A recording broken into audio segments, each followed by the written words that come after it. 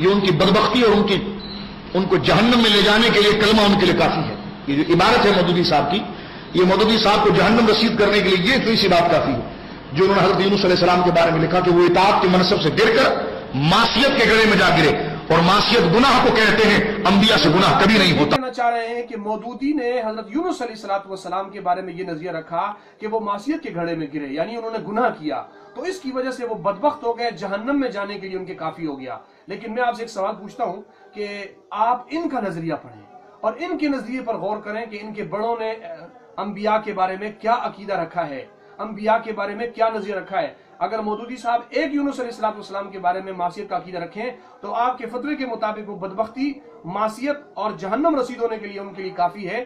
تو میں آپ سے ایک بات پوچھتا ہوں کہ اگر آپ کے بڑے یہ عقیدہ رکھیں کہ ایک یونس علیہ السلام نہیں، تمام انبیاء وہ گناہ کبیرہ ان سے صادر ہو سکتے ہیں، تو مولانا میں آپ سے پوچھتا ہوں کہ آپ اس کے بارے میں کیا فتویٰ لگائیں گے؟ لیکن چونکہ عوام کو اپنا عشق دکھانا مقصود ہے، عوام کو ایک غلط تاثر دکھانا مقصود ہے کہ ہم لوگ بالکل عاشق رسول ہیں، ہم نبی کے بارے میں کوئی غلط نظریہ نہیں رکھتے، ایسی بات نہیں ہے. ان کا انبیاء کے بارے میں کیا نظریہ ہے، کیا عقیدہ ہے، میں آپ کے سامنے ابھی یہاں ان کی کتابوں سے پیش کرتا ہوں. یہ تو آج کے عالم ہیں، ان کے وہ عالم جن کو ان کے مسلک کے اجماعی طور پر حکیم الامت تسلیم کیا گیا ہے کہ وہ ان کا حکیم الامت ہے، ان کا بڑا عالم ہے. اس کی کتاب جاء الحق یہ میرے سامنے موجود ہے. اس جاء الحق کے اندر ان کا مفتی احمد یار خان نعیمی گجراتی وہ لکھتا ہے کہ انبیاء کرام ارادتاً گناہ کبیرہ کرنے سے ہمیشہ معصوم ہیں، کہ جان بوجھ کر نہ تو نبوت سے پہلے گناہ کبیرہ کر سکتے ہیں اور نہ اس کے بعد. آگے والا جملہ آپ ذرا غور سے سنیں، وہ کہتے ہیں ہاں نسیاناً خطاً صادر ہو سکتے ہیں.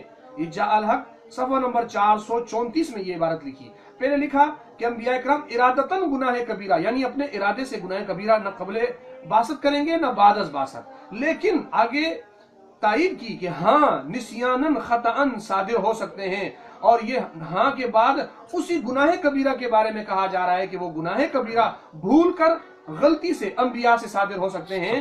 یہ ان کے مفتی احمد یار خان نعیمی ہے جنہوں نے نعوذ باللہ ثم نعوذ باللہ والعیاذ باللہ اللہ تعالیٰ کے بارے میں یہ نظریہ رکھا. یہ ان کا انبیاء کے بارے میں غلط نظریہ ہے. یہ میرے پاس دوسری کتاب ہے تحفظ عقائد اہل سنت.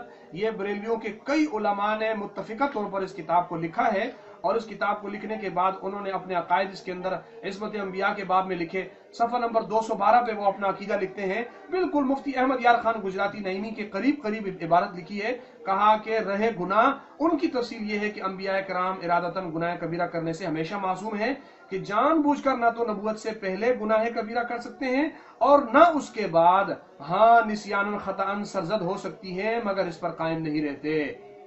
ناظرین آپ نے دیکھا کہ میں نے دو عبارتیں آپ کے سامنے پیش کی، ایک مفتی احمد یار خان گجراتی نعیمی کی اور دوسری ان کے کئی علماء کی طرف سے لکھی ہوئی کتاب تحفظ عقائد اہل سنت، جس کے مرتب علامہ مولانا محمد ظہیر الدین قادری ہیں، لاہور سے چھپی ہے.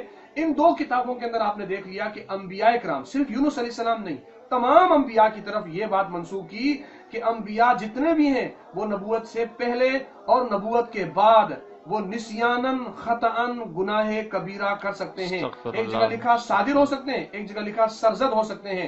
میں پوچھتا ہوں کہ جناب آپ نے عشق رسالت کا نام لیا ہے، نام لیتے ہیں، اسی نام پر آپ لوگوں کو بیوقوف بنا کر اپنا عشق رسالت کا نام لے کر آپ کاروبار چلاتے ہیں. لیکن آپ اگر غور کریں تو ان کے یہ عقائد آپ دیکھیں کہ ان کے عقائد اور نظریات کیا ہیں پیغمبر علیہ السلام کے بارے میں، تمام انبیاء کرام کے بارے میں، کہ یہ کہتے ہیں کہ انبیاء نبوت کے بعد اور پہلے یہ انبیاء بھول کر غلطی سے گناہ کبیرہ کر سکتے ہیں، نعوذ باللہ ثم نعوذ باللہ. اور میں نے آپ کو بتایا، آپ کتابیں اٹھا کے دیکھ لیں، گناہ کبیرہ کی تفصیلات دیکھ لیں، زنا، چوری، کبائر، یہ جتنے دنیا کے گناہ ہیں سب گناہ کبیرہ کی لسٹ میں آتے ہیں، جس کے بارے میں یہ کہہ رہے ہیں کہ یہ ان سے سرزد ہو سکتے ہیں. نعوذ باللہ، استغفر اللہ والعیاذ باللہ. اور مولانا صاحب نے فرمایا کہ ظلم جو ہے یہ گناہ کبیرہ ہے، انبیاء کرام سے سرزد نہیں ہو سکتا. میں آپ کو ایک بات بتا دوں کہ پہلے تو انہوں نے سرزد ہونا اور صادر ہونے کا جملہ لکھا. میں یہاں آپ کو بتاتا ہوں کہ نعوذ باللہ ثم نعوذ باللہ ان کے مسلک کے علماء نبی علیہ السلام کو ظالم تک کہتے ہیں. استغفر اللہ والعیاذ باللہ. یہ میرے سامنے دیوان محمدی ہے جس کے مصنف حضرت خواجہ محمد یار فریدی ہیں، اور یہ کتاب گھڑی شریف تحصیل خانپور ضلع رحیم یار خان دربار سے چھپی ہے ان کے. وہاں اس کتاب کے صفحہ نمبر 169 پر یہ لکھا ہوا ہے کہ چشم بددور خدا رکھے تجھے اے ظالم، تیرے ظلموں نے کچل ڈالا ہے ایمان اپنا، یا رسول عربی لطف سے دیکھا کرنا، کہیں جا کر نہ پھسل جائے سناخواں اپنا۔